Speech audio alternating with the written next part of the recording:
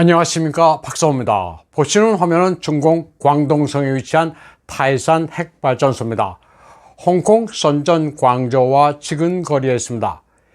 2007년 11월 26일 당시 국가주석인 후진타오와 프랑스 사르코지가 인민대회당에서 만난 뒤 프랑스 전력공사와 중광 핵집단이 공동 개발한 원전입니다. 타이산 원전의 1, 2호기 건설 공사는 2009년에 시작됐습니다. 이 원전은 EPR, Evolutionary Power Reactors라고 해서 3세대 원자력 반응로가 도입된 최신형입니다. 2018년에 168시간의 시범 운행을 거쳐 2019년 4월과 9월에 각각 1, 2호기가 성공적으로 발전을 시작했다고 합니다. 그런데 6월 14일 미국 CNN이 놀라운 보도를 했습니다. 이 원전의 운영을 돕고 있는 프랑스 회사 프라마톰이 즉각적인 방사능 위험이 있다고 경고한 뒤 미국이 지난 일주일 동안 원전의 방사능 유출을 조사 평가했다는 겁니다. CNN이 미국 에너지청에 제출된 프랑스 회사의 서신을 입수해 보도한 바에 따르면 중공의 안전당국이 이 원전의 폐쇄를 피하기 위해 방사능 허용치를 2배 높였습니다. 기술 협력사인 프라마톰의 놀랄만한 통제도 불구하고 바이든 행정부는 원전이 아직 심각한 수준은 아닌 것으로 믿고 있다고 CNN은 전했습니다. 그런데 미국 관리들이 원전의 상황이 발전소 근무자나 중공 인민들에게 위험을 미치지 않는다고 판단한 것과는 별도로 프랑스 회사가 미국 정부에 일방적으로 도움을 요청한 것은 아주 이례적입니다. 중공의 협력사가 아직 가만히 있는데 프랑스 회사가 자발적으로 미국에 알린 겁니다. 만약 문제 해결이 안 돼 방사능 누출이 심각한 상황에 이르게 되면 미국도 미묘한 입장에 처하게 됩니다. CNN에 따르면 미 NSC는 이와 관련해 지난주 여러 차례에 걸쳐 DPT와 차관보 레벨의 회의를 했습니다. 구체적으로는 NSC의 고위국장 로라 로젠버그와 고위 군축국장 멀로리 스튜어트도 참여했습니다. 바이든 행정부는 프랑스 정부와 프랑스 에너지부의 전문가와도 논의했습니다. 미 정부는 어느 정도 수준인지는 밝히지 않았지만 중공 정부와도 접촉했습니다. 미 정부는 공식적인 설명은 거부했지만 NSC와 국무부 에너지성은 만약 위험이 커서 중공 사람들에게 위험하다 싶으면 핵시설 사고와 관련된 조약에 따라 내용을 밝힐 것이라고 말했습니다. 중공은 전력 총 생산의 5%에 불과한 핵발전 용량을 최근 크게 늘리고 있습니다. 중공에는 2021년 3월 기준으로 16개 발전소에 49개 원자로를 보유하고 있습니다. 다음 소식입니다.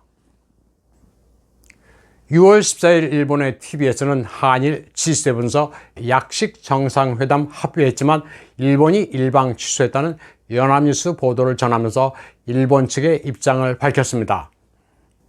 한국의 연합뉴스는 이번 G7에서 독일, 프랑스, 호주 등과 양자회담을 했지만 가까운 이웃인 일본과의 정상회담이 이루어지지 못해 아쉬움이 남는 자는 외교부 당국자의 말을 인용했습니다. 일본 측이 연례적으로 실시하는 동해 영토 수호 훈련을 이유로 당초 실무 차원에서 잠정 합의했던 약식 회담마저 끝내 응해오지 않은 것은 유감으로 생각한다고 외교부 당국자가 밝혔다는 겁니다. 그 다음 이어지는 연합뉴스 기사는 이렇습니다. 그간 일본은 한국이 독도 방어 훈련을 할 때마다 외교 채널을 통해 반발해왔지만 이를 이유로 당초 합의한 정상회담까지 취소하는 것은 납득하기 어렵다는 지적이 나온다. 일본이 도쿄올림픽 지도와 자유대 홍보 영상에 독도를 일본 영토처럼 표기한 것을 두고 최근 한일 갈등이 부각되고는 있지만 늘 있어온 독도 문제를 이유로 정상 간 외교 대화마저 중단하는 것은 비상식적 처사로 여겨진다. 외교가에서는 신종 코로나 바이러스 감염증에 제대로 대처하지 못한다는 비판 등으로 지지율이 바닥인 스가 총리가 국내 정치적 고려로 한국과 대화보다는 비판에 집중하는 것 아니냐는 분석이 나온다. 기사를 보면 지적이 나오고 처사로 여겨지고 그 다음엔 분석이 나온다고 합니다. 저는 이를 K기사로 부르고 싶습니다. 오래된 장문 공식입니다. 지적과 분석이 마구 나옵니다. 어디서 나오는지 출처는 없습니다. 그 다음에 한국 정부는 두 정상 간 만남을 성사시키기 위해 상당한 공을 들인 것으로 알려졌다고 합니다. 시간과 배석자가 제한되는 약식회담 성격상 갈등 현안을 깊이 있게 논의할 수는 없지만 지난해 9월 스가 총리 취임 이후 첫 회담이라는 의미가 있기 때문이라고 합니다. 당장은 실질적인 진전을 이루지 못하더라도 회담을 통해 한국 정부의 확실한 문제 해결 의지를 전달하고 정상 간 유대감을 형성하면 향후 외교 당국 간 대화로 문제를 풀어가는 데 힘이 될 수 있다고도 연합뉴스는 전했습니다. 그리고 일본이 정확히 언제 회담 취소를 통보했는지는 알려지지 않았지만 정부는 마지막 순간까지 기대를 버리지 않은 것으로 보인다고 합니다. 일본 TV에서는 오픈마인드로 임해왔지만 순회 회담은 열리지 않았다는 한국 외무부의 입장을 전하면서도 일본 측이 거부했는지 여부에 대해 한국이 직접적인 언급은 하지 않았다는 점을 전했습니다. 이에 대해 가토 카츠노부 일본 관방장관은 이렇게 말했습니다. 그 보도는 알고 있지만 그런 사실은 전혀 없다고 말했습니다.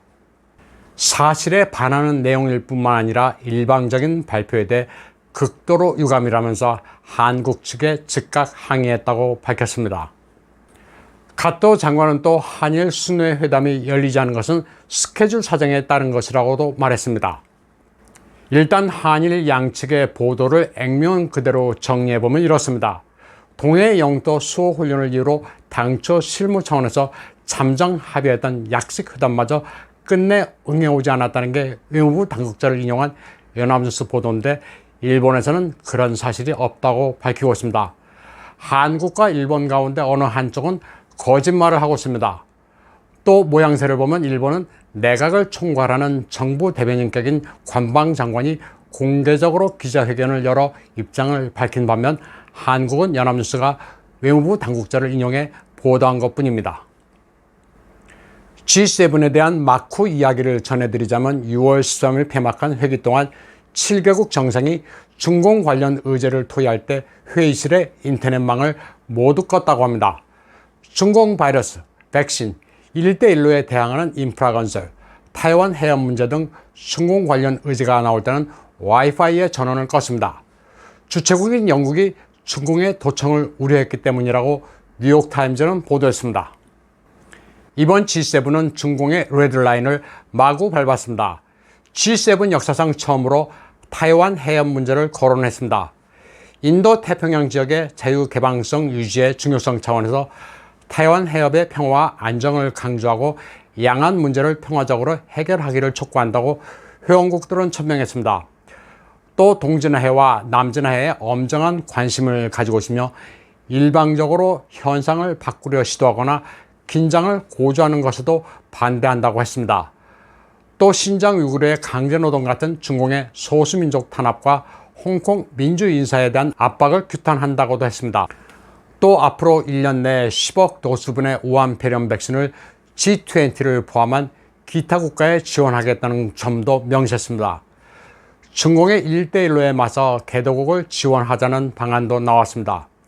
G7은 또 WHO의 우한폐렴 기원에 대한 투명한 조사도 촉구했습니다. 중공은 당장 크게 반발하고 있습니다. 공산당 기관지 인민일보는 G7이 제공한다는 10억 도수의 백신은 전적으로 모자르는 양이며 백신이 충분한 나라에 편중되고 있다는 비판이 일고 있다고 보도했습니다. 또 다른 관영 매체 환구시보는 신장 우이구르 자치구의 인권과 타이완 문제가 의제가 된 데 대해 중공이 공포를 가질 필요가 없다고 말했습니다. G7 각국의 대중 스탠스가 온도차가 있는 만큼 이들의 통일 전술이 무너질 가능성도 있다고 분석했습니다. 오늘 방송은 여기까지 하겠습니다. 시청해주신 여러분 감사합니다.